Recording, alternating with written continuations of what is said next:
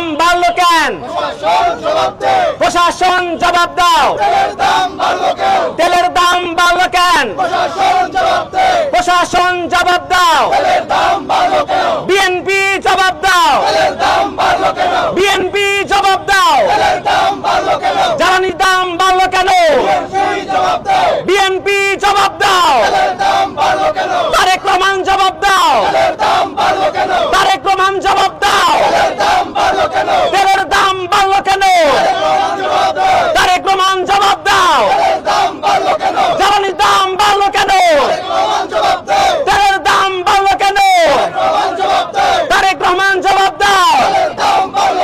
ধরাই দিছে হারিকেন, তেলের দাম বাড়লো কেন? ধরাই দিছে হারিকেন, তেলের দাম বাড়লো কেন? তেলের দাম যদি আবারও বাড়ানো হয় তাহলে এই সরকারের হাতে হারিকেন ধরে দেওয়া হবে। সবাইকে অসংখ্য ধন্যবাদ। ইনকিলাব জিন্দাবাদ।